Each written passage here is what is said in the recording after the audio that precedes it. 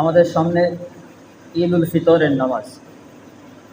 আমরা বছরান্তে দুইবার ঈদের নামাজ আদায় করি, যে কারণে আমাদের ঈদের নামাজের নিয়মগুলো জানা থাকে না, বা জানা থাকলেও আমরা অনেক সময় ভুলে যাই। যারা পড়ি তারাও ভুলে যাই, আবার যারা পড়াই তারাও ভুলে যায়। এই জন্য আমাদের ঈদের নামাজের নিয়মটা জেনে নেওয়া দরকার।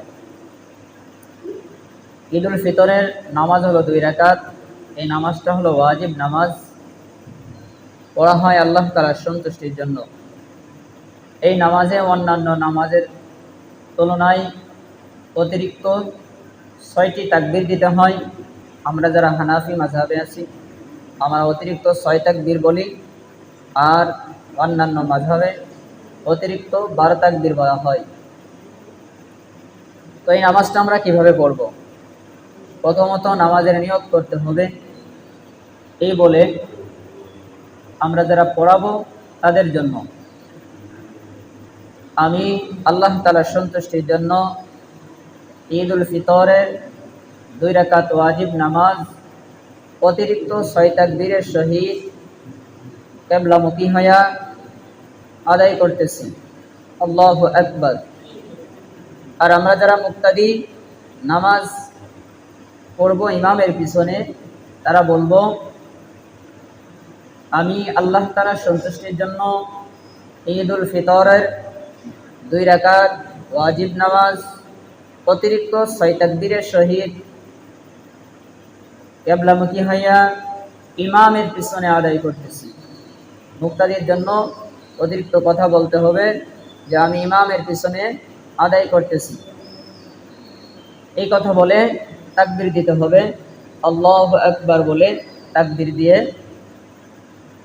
হাত বাঁধতে হবে।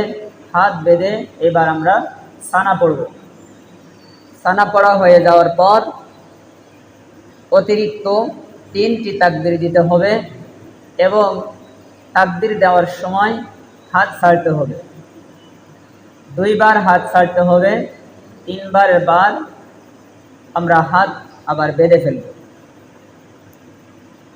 যেমন আল্লাহু আকবার, হাত ছেড়ে দিলাম, আবার আল্লাহু আকবার, হাত ছেড়ে দিলাম, আল্লাহু আকবার, তৃতীয়বারে আবার হাত বেঁধে ফেলব। হাত বেঁধে এবার ইমাম সাহেব কিরাত পড়বেন, আমরা মুক্তাদি যারা আছি মনোযোগ সহকারে শ্রবণ করব। কিরাতের পর ইমাম সাহেব রুকু করবেন, সিজদা করবেন, এরপরে দ্বিতীয় রাকাতের জন্য উঠে যাবেন। দ্বিতীয় রাকাতের জন্য উঠে আবার কিরাত পড়বেন। কিরাত যখন শেষ হয়ে যাবে, এরপর আমরা 3 তাকবীর দিব। তো আমরা 3 তাকবীর দিব, প্রতি তাকবীরেই আবার হাত ছেড়ে দিতে হবে। আল্লাহু আকবার, আল্লাহু আকবার, আল্লাহু আকবার, 3 তাকবীরে হাত ছেড়ে দেব। চতুর্থ তাকবীর দিয়ে এবার আমরা রুকুতে যাব। তখন সরাসরি আমরা রুকুতে চলে যাব। রুকুতে যে রুকুত তাসবিহ, এরপর সিজদা, রুকু হইতে ওঠা, রুকু হইতে উঠে সিজদা, এরপর এইভাবে আমরা নামাজ শেষ করব। নামাজের শেষে আমরা তাকবীর করতে থাকব।